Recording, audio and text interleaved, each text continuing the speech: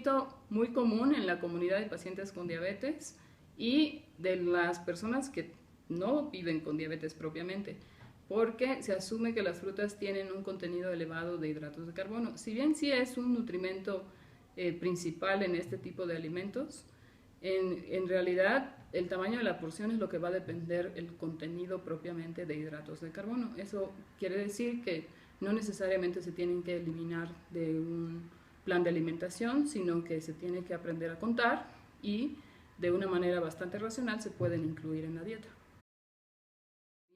Bastante difícil poder hacerlo porque en diferentes regiones o ciudades o comunidades existen frutas de diferentes tipos. Yo creo que lo importante es saber cómo estas frutas pueden impactar en un momento dado los niveles de glucosa y de acuerdo a lo mejor al monitoreo, en algunos casos se puede hacer eso, pero también se sabe que por el sabor se puede discriminar perfectamente bien cuáles son las que tienen un mayor contenido de azúcares y cuáles no. Pero también nos podemos basar en algunas herramientas útiles como las listas de intercambios de frutas para conocer el tamaño de la porción y el contenido de hidratos de carbono de las mismas. Este es bien importante porque si bien el pan también como fuente principal son los hidratos de carbono, pero estos están incluidos en la dieta, sabemos que hay una recomendación, un porcentaje de hidratos de carbono que se pueden consumir y entre ellos el pan es un tipo de alimento que puede estar presente. También podríamos decir que el pan, al igual que otros tipos de cereales, ¿no?, o de alimentos derivados de los cereales, contienen también hidratos de carbono, entonces sería como muy difícil poder eliminar los panes o cualquier otro tipo de cereal en la dieta del paciente con diabetes. Siempre se van a poder incluir algunos, siempre y cuando se puedan contabilizar también.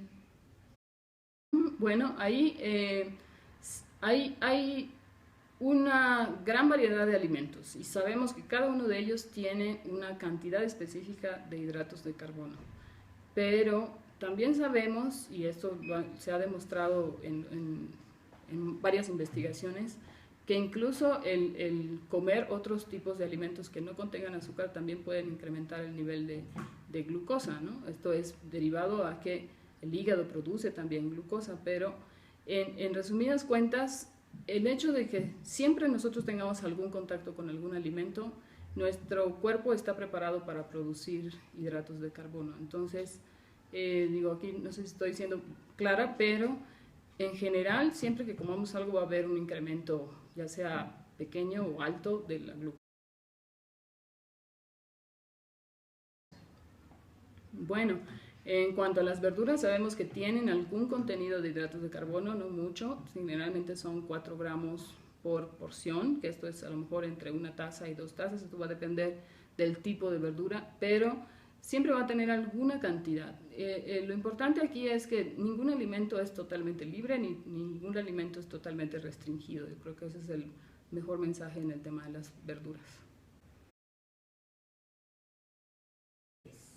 Bueno, hay algunas investigaciones que apuntan a que algunos alimentos tienen sustancias bioactivas que ayudan a controlar algún indicador de la glucosa, pero estos todavía han sido productos de experimentos, a veces en animales, que todavía no se pueden confirmar en seres humanos, pero sí, el nopal tiene sustancias bioactivas muy importantes que pueden ayudar de alguna manera al control glucémico, pero esto no sabemos exactamente la dosis de nopal que necesitaríamos para llegar a una meta específica de glucosa, entonces por eso que pues podemos considerarlo como un mito porque todavía no tenemos datos exactos de cuánto es lo que tendríamos de comer de nopal para poder asegurarnos de tener un control glucémico.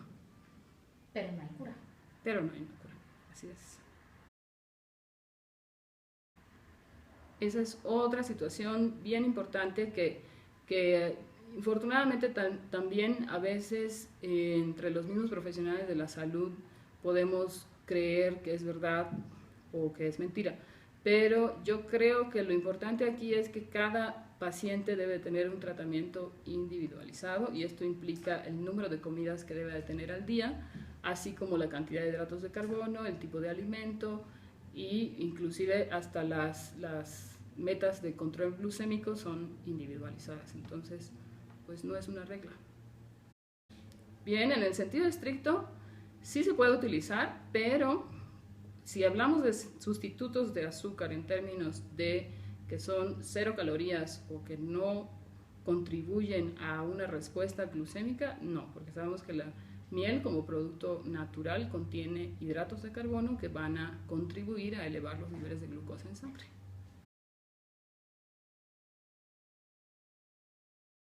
Eso es totalmente falso, porque si bien los productos light contienen a lo mejor, bueno, podríamos pensar que son dos situaciones específicas con los productos light, o son bajos en azúcares o bajos en grasas.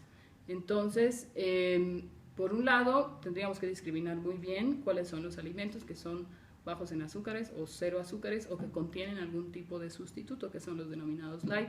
Pero también light puede significar una reducción de grasa y a veces con tal de conservar el sabor la industria agrega algún tipo de almidón o azúcares, entonces ya no sería light por el lado del azúcar sino light por el lado de la grasa.